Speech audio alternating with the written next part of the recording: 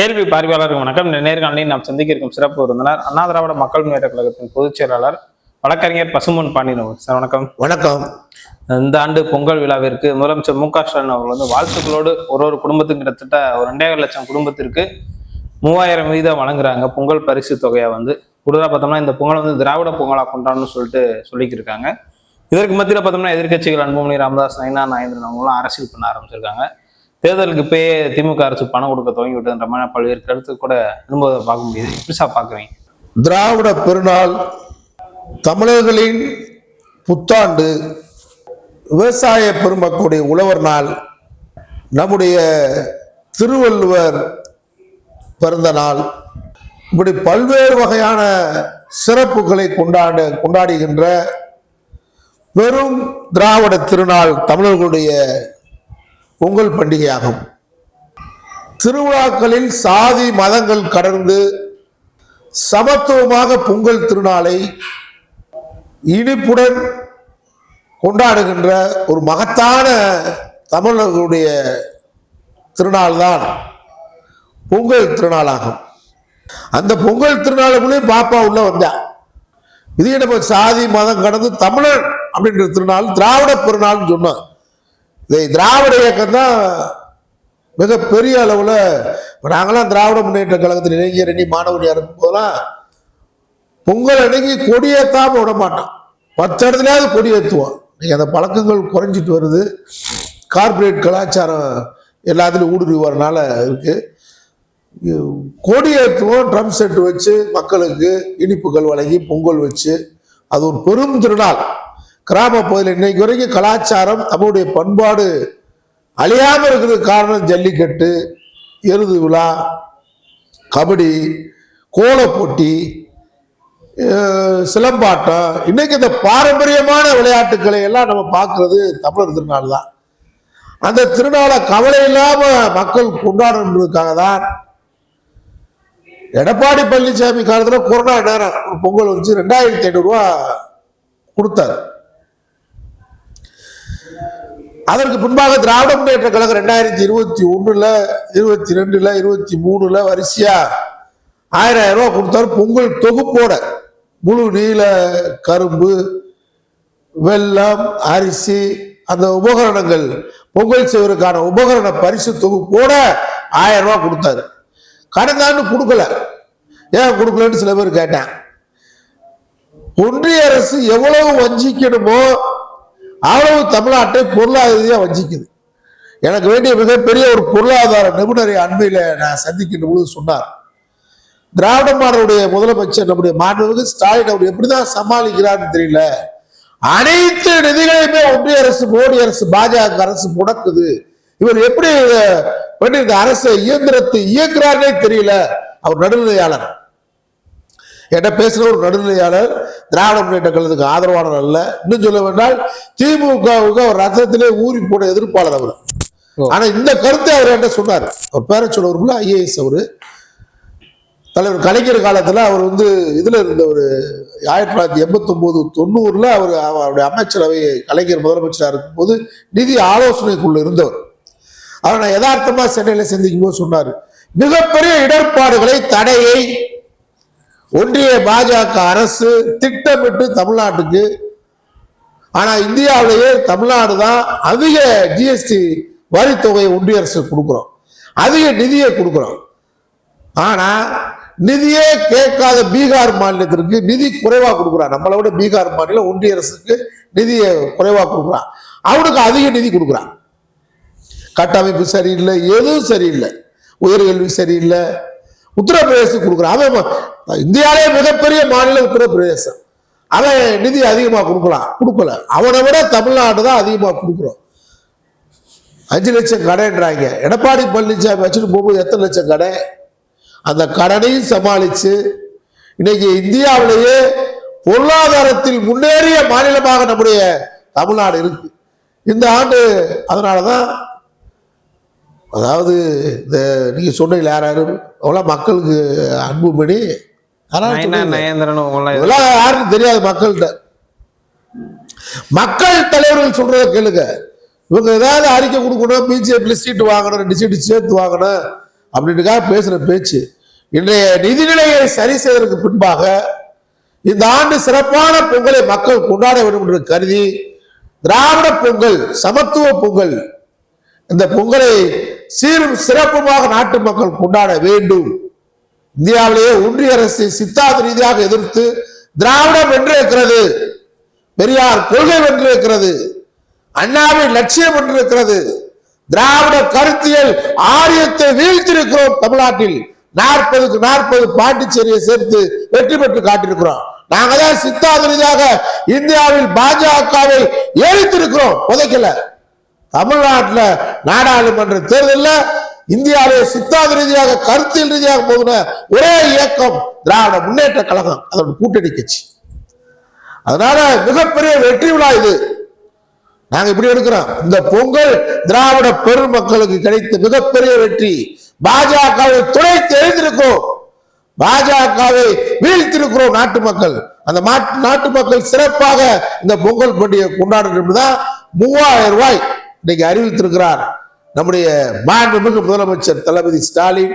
அவருக்கு எனது சார்பாகவும் அண்ணா திராவிட மக்கள் முன்னேற்ற கழகத்தின் சார்பாகவும் கோடான கோடி மக்களின் சார்பாகவும் நன்றியை தெரிவிச்சுக்கிறோம். அதே நேரம் அரசு ஊழியர்கள் பிரச்சனை. 20 வருஷமா ஓய்வு வரக்கூடிய அரசு ஊழியர்கள் நம்ம ஓய்வூதியம் எவ்வளவு வாங்க போறோம்னே தெரியாம இருந்தாங்க. இது ஒன்றிய அரசினுடைய அந்த பென்ஷன் திட்டத்தை இங்க ஃபாலோ பண்ண காரணத்தினால கடந்த தேர்தல் அறிக்கையில் திராவிட முன்னேற்ற கழகம் சொல்லிருந்துச்சு, பழைய ஓய்வு திட்டத்தை அரசாங்க ஊழியர்களுக்கு அளிப்போம் சொல்லிருந்துச்சு.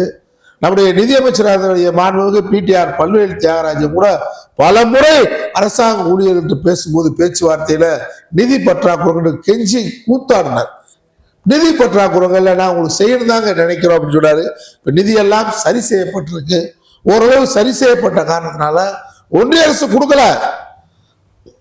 கல்வி நிதியை தர மறுக்கிறையா?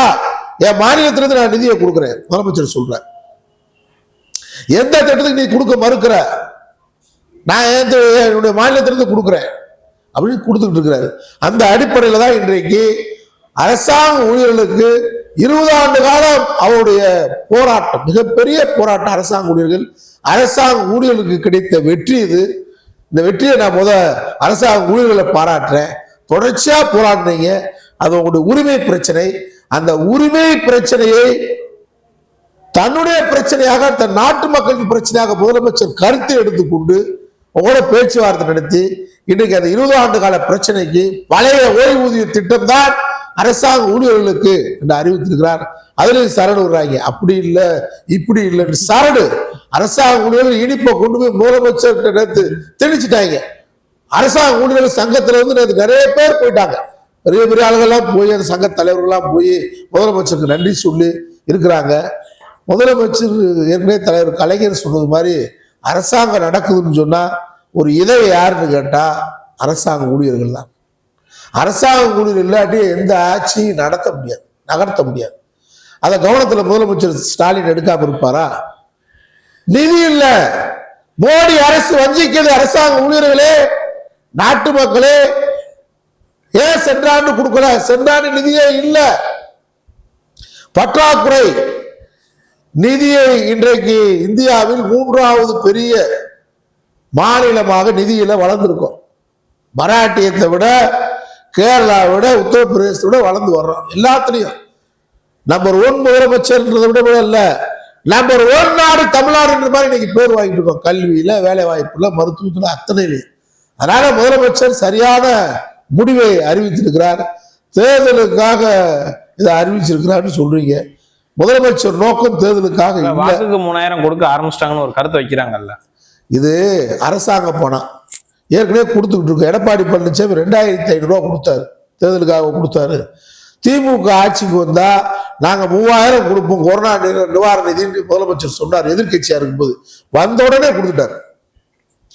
வந்தோடனே கொடுத்தாருல. நிதி பற்றாக்குறைய கடனாளியா தான் கஜானாவின் காலி களஞ்சியமும் காலின்னு தான் போனார் எடப்பாடி. சாவியை கொடுத்துட்டு சாவியை கொடுக்கல. ஏன்னா பணமே இல்லை, கஜானாவும் இல்லை, களஞ்சியத்திலும் இல்லை. கஜானாவை நிரப்பி களஞ்சியத்தை நிரப்பி இன்னைக்கு தமிழ்நாட்டில் இந்தியாவிலேயே ஒரு தொகுப்பு தொகை ஒரு பண்டிகைக்கு 3000 வழங்கப்பட்டது. இந்தியாவில் முதல் மாநிலம் தமிழ்நாடு. நம்முடைய மாண்புமிகு முதலமைச்சர் ஸ்டாலின் அவர்தான் இன்னைக்கு 3000. எந்த மாநிலத்தில் இவ்வளவு தொகை கொடுத்தது இல்லை. 2500 தான் கடைசியா. இன்னைக்கு 3000 கொடுத்துருக்காரு. இன்னும் இந்த ஆட்சி தொடரும்.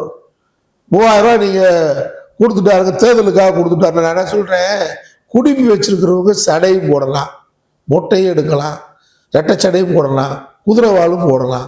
குடும்பி இருக்கிற ஆளுக்கு ஆட்சி அதிகாரம் இருக்கு, நாங்கள் கொடுக்குறோம்னு கூட வச்சுங்க. மனது இருக்கு, கொடுக்குறாரு. உனக்கு எதுவும் இல்லை, எது வரப்போறதும் இல்லை. எடப்பாடி வரப்போறது இல்லை, டெட் பாடி வரப்போறது இல்லை.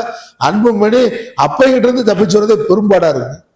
நயினா நாகேந்திரன் தொகுதி மாறுற நிலைமையில் இருக்காரு. திருநெல்வேலி நின்றா அங்க அல்வா மாவட்டம் நின்றா டெப்பு காலி. ஒரு சட்டமன்ற உறுப்பினராக மக்களுக்கு நிறைவேற்ற முடியல திட்டத்தை சாத்துற நோய்கிட்டு இருக்காரு தொகுதி மாதிரி. இன்னைக்கு பாருங்க, நம்முடைய தளபதி ஸ்டாலின் குளத்தூர் தொகுதியில் சட்டமன்ற உறுப்பினருக்கான பணியை அற்புதமா ஆற்றிருக்காரு. அவர் எதிர்த்து யாரா நின்று ஜெயிச்சிருக்க டெப்பு வாங்கிருக்கு பார்ப்பான்.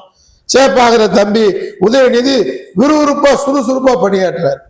அவங்க நாட்டுக்கே தலைவர், நாட்டுக்கே துணை முதல்வர், அமைச்சர், முதலமைச்சர் சொன்னாலும் தொகுதியை சரி பண்ணியிருக்காங்க.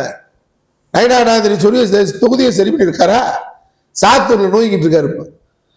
அதனால தமிழ்நாட்டில் இன்னைக்கு திராவிட பொங்கல் மகிழ்ச்சியுடன் இதயபூர்வமாக முதலமைச்சர் வழங்கிய தொகை ஒவ்வொரு கூட நாட்டு மக்கள் நன்றியோடு முதலமைச்சர் நடந்துக்குருவாங்க. திராவிட மாடலுடைய 2.0 ஆட்சி தொடர் இருக்கு. நேற்று ஒருத்தர் பெரியவர் ஒருத்தர் சொன்னாரு, அவரும் திமுக எதிர்ப்பானவர், நீதிபதியா இருந்தவர். பேரெல்லாம் சொல்ல விரும்பல.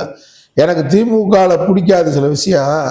ஆனா இன்னும் 20 வருஷத்துக்கு திமுக இல்லாட்டினா இங்க கலாச்சாரத்தை, ஆரிய கலாச்சாரத்தை பூத்திருவாங்க. RSS வந்துட்டானா நேத்து சுசீந்திரத்துல மகாத்மா காந்தியை கொலை செஞ்சவனை வாழ்கன்னு சொல்லி சன்னிதானத்துக்குள்ள வந்து சொல்றான். இங்க திருப்பரங்குன்றத்துக்கு வந்து மத்திய அமைச்சர் தர்மேந்திரா, கல்வித்துறை அமைச்சர், நான் கொடியேத்தாம விட மாட்டேன்றான். ஒரு நீதிபதி ஸ்தானத்துல தீர்ப்பு கொடுக்க விட்டு பொது வழியில வந்து நீதி என்றைக்காலும் ஏத்தியே தீர்வுன்றாங்க. என்ன அர்த்தம்? நோக்கம் என்ன? நீதிபதி தன்னுடைய ஸ்தானத்தை விட்டு பேசுறாரு. இன்னைக்கு ஒரு நீதிபதி, பெண் நீதிபதி, நம்முடைய மாண்புமிகு நீதி சுமதி அவர்கள், சிறுமதி அவர்கள் ஒரு தீர்ப்பு கொடுத்துருக்காங்க. இன்னைக்கு உரிமையல் வழக்குல ஏப்பா ஆடு ஓலி பலிடாட்டினா அது விழாவே இல்லையில, 50 பேர் தான் போகணும் சந்தன கூடுனா என்ன அர்த்தம்? அப்ப முடக்கிறாங்க. நீதித்துறையை கையில வச்சு மாநில அரசுடைய அதிகாரத்தை கையில் எடுத்துக்கிட்டு சிறுபான்மை மக்களை பழிவாங்குறதுக்காக, இஸ்லாமியர்களை பழிவாங்குறதுக்காக கிறிஸ்தவர்கள் பூரா வெரைட்டி அடிக்கிறான், பாஸ்டர் பூரா அடிக்கிறான். கிறிஸ்துமஸ் பண்டிகை கொண்டாடக்கூடாதுன்றான். அதனாலதான் இன்னைக்கு நாங்கள் தமிழர்கள் தலை நிமிர்ந்து தமிழ்நாட்டில் பொங்கல் பண்டிகை கொண்டாடுவான். அவன் சங்கராந்தின்றான். பாஜக காரங்களும் பொங்கல் கொண்டாடாத, சங்கராந்தி கொண்டாடு போய் பாப்பாக்கிட்ட. நாங்க பொங்கல் கொண்டாடுவோம். பொங்கல் கொண்டாடுவோம் பகுத்தறிவாதி, சோசியலிசவாதி, சமத்துவவாதி, தமிழன், தமிழ் தாய், தமிழ் தகப்பனுக்கு பிறந்தவன் தான் பொங்கல் கொண்டாடணும். பாஜக காரன்லாம் கொண்டாடாத, சங்கராந்தி கொண்டாடு. 3000 கூட வாங்காத ரோசம் இருந்தா.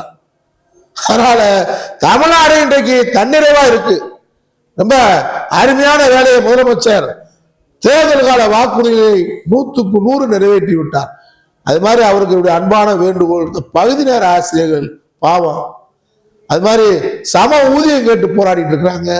நிரந்தரமா ஆக்கணும்னு சொல்றாங்க பார்ட் டைம் ஆசிரியர்கள். முதலமைச்சர் கருணை கூர்ந்து எவ்வளவோ செஞ்சுட்டீங்க, கடல் அளவுக்கு செஞ்சிருக்கீங்க. இது ஒரு கம்மா அளவு பிரச்சனை. பகுதி நேர ஆசிரியர்கள் தொடர்ந்து அவங்க போராடிட்டு இருக்கிறாங்க. அந்த பகுதி நேர ஆசிரியர்கள் பக்கமும் உங்களுடைய கண் பார்வை வர வேண்டும். எவ்வளவோ செஞ்சிருக்கீங்க. தாய் உள்ளத்தோடு அதையும் செஞ்சாச்சுன்னா 100க்கு 101 ஆகி போயிடும். அதனால முதலமைச்சர் பரிவுடன், தாய் உள்ளத்துடன் தமிழகத்தை காப்பாற்ற நம்பிக்கையோடு தை திருநாளில் அடியெடுத்து வைப்போம். தை திருநாளில் சபதம் இருப்போம். திராவிட ஆட்சி தொடரும். நன்றி சார். நன்றி.